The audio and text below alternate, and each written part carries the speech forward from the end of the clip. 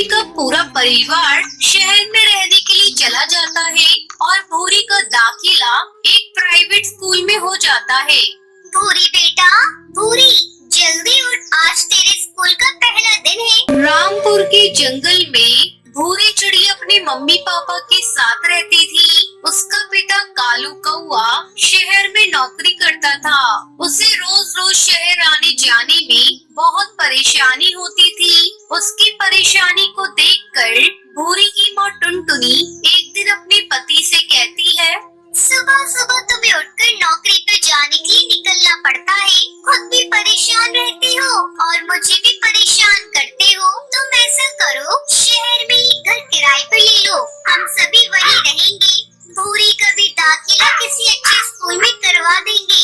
यहाँ गांव में कोई अच्छा स्कूल भी तो नहीं है। तुम ठीक कह रही हो भूरी की माँ, मैं आज ही शहर में किराए का घर देखता हूँ।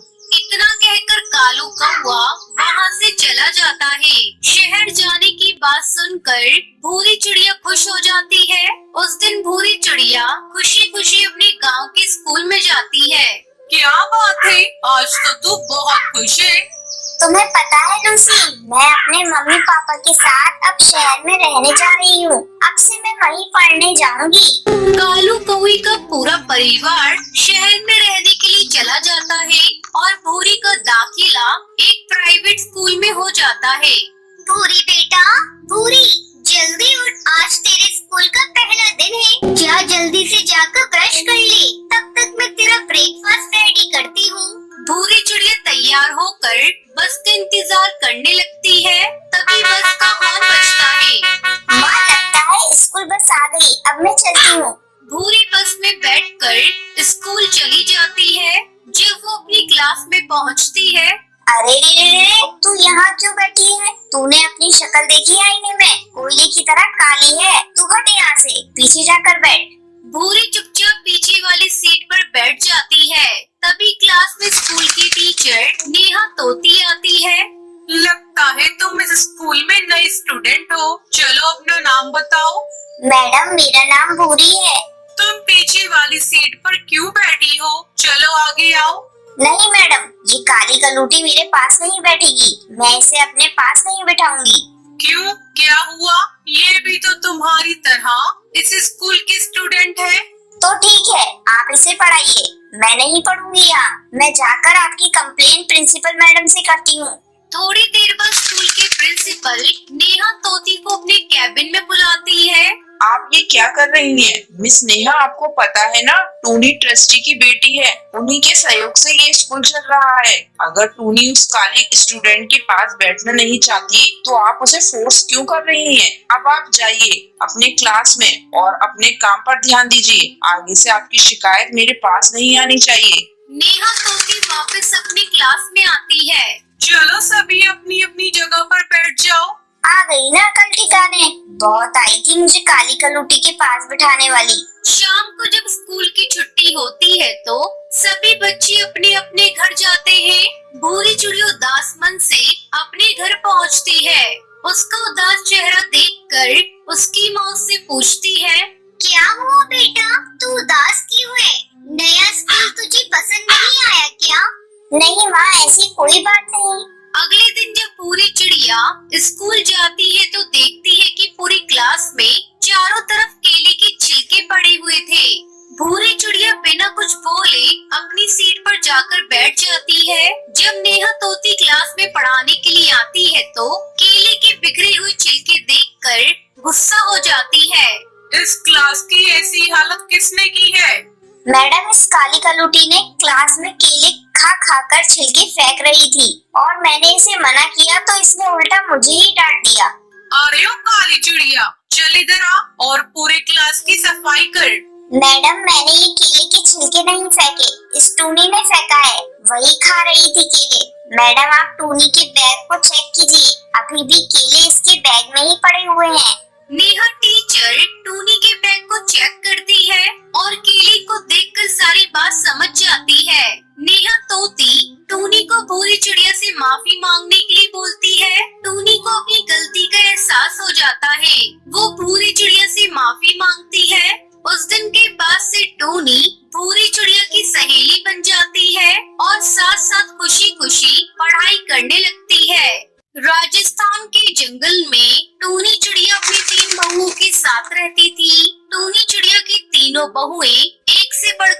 थी। वो तीनों बहुत ही आलसी थी। बहुओं के होते हुए भी टूनी को ही घर का सारा काम करना पड़ता था।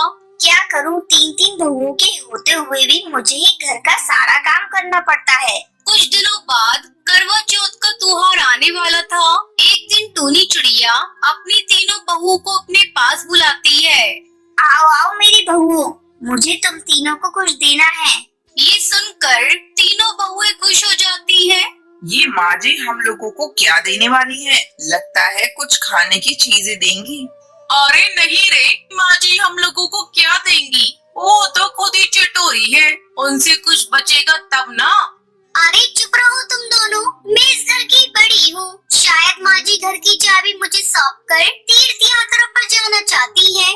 तुम तीनों आपस में क्या बातें कर रही हो? ये देखो मैं तुम्हारे लिए बाजार से क्या खरीद कर लाई हूँ। माँ जी क्या है इन डब्बों में? टुनटुनी बहू तुम्हें पता है ना करवा चौथ आने वाला है। मैं तुम तीनों बहुओं के लिए गहने लेकर आई हूँ। टूनी चिड़िया तीनों बहुओं को एक एक गहने का डब्बा देती है। माँ जी ये तो बहुत सुंदर है। तभी टुनटुनी चिड़िया की नजर एक दूसरे जेवर के डब्बे पर पड़ जाती है। माँ जी उस डब्बे में क्या है? अच्छा उस डब्बे में, उसमें पुश्तैनी हार है। मेरी सास ने मुझे दिया था करवा चौथ के दिन। मैं इसे ही पहनकर पूजा करती थी। फिर तीनों बहुएं वहाँ से चली जाती हैं। रात को टुनटुनी चिड़िया को पुश्तैनी हार के बारे में सोच सोच कर नींद नहीं आ रही थी। ऐसा करती हूँ, कल सुबह उठकर मैं घर का सारा काम खत्म कर दूंगी। माँ जी जब ये सब देखेंगी तो अपना पुश्तैनी हार मुझे दे देंगी। ऐसा सोचकर टुनटुनी चिड़िया अगले दिन सुबह सुबह उठकर घर का सारा काम करने लगती है। बर्तन की आवाज सुनकर सुंदरी कौवे की नींद टूट जाती है। ओह तो ये बात है, घर का सारा काम अकेले करके माँ जी को इम्प्रेस करना चाहती हो। लेकिन मैं ऐसा होने नहीं दूंगी। हार तो मैं ही लूंगी माँ जी से। मैं अभी चाय बनाकर माँ जी को देती हूँ। मेरे हाथ की बनी चाय पीकर माँ जी खुश हो जाएंगी। तभी वहाँ बबली कबूतरी आती है और टुनटुनी चिड़िया से कहती है, अरे टुनटुनी भाभी आप यहाँ क्या कर रही हैं? आप जाकर सो जाओ, मैं अकेले ही घर का सारा काम कर लूंगी। नहीं, मैं भी तुम्हारे साथ काम में लग जाती हूँ ताकि तुम्हारा काम आसान हो जाएगा। पहले मैं माँ जी को चाय बनाकर दे देती हूँ। सुंदरी चाय बनाने लगती है। माँ जी ये लीजिए अदरक वाली चाय। मैंने आज आपके लिए चाय बनाई है, पीकर बताइए कैसी बनी है। क्या कहा बहू? ये चाय तूने बनाई है? मुझे तो विश्वास ही नहीं हो रहा है। इस तरह कुछ दिन बीत जाते हैं। एक दिन बबली कबूतरी टुनटुनी चिड़िया से कहती है, टुनटुनी भाभी मैं सोच रही हूँ बच्चों के पढ़ने के लिए ट्यूशन लगवा लूं। आप तो जानती हैं आजकल की पढ़ाई मुझे समझ में नहीं आती। तभी टूनी चिड़िया ये बात सुन लेती है और बबली कबूतरी से कहती है, नहीं बहू, इसमें बहुत पैसे खर्च होंगे। टुनटुनी बहू तू ही क्यों नहीं बच्चों को पढ़ा देती? तू तो बहुत पढ़ी लिखी है। हाँ हाँ माँ जी, मैं जरूर पढ़ा दूंगी। लगता है माँ जी मुझसे बहुत प्रसन्न है, तभी तो उन्होंने बच्चों को पढ़ाने के लिए मुझसे कहा। अब तो इसमें कोई शक नहीं, वो पुश्तैनी हार मुझे ही मिलेगा। इस तरह तीनों बहुएं अपना आलस छोड़ देती हैं और पुश्तैनी हार की लालच में घर का सारा काम करने लगती हैं। और एक दिन टूनी चिड़िया अपनी तीनों बहुओं को अपने पास बुलाती है। ये लो बहू, तुम तीनों की मेहनत का इनाम है मेरे पास। 2 और पुश्तैनी हार है।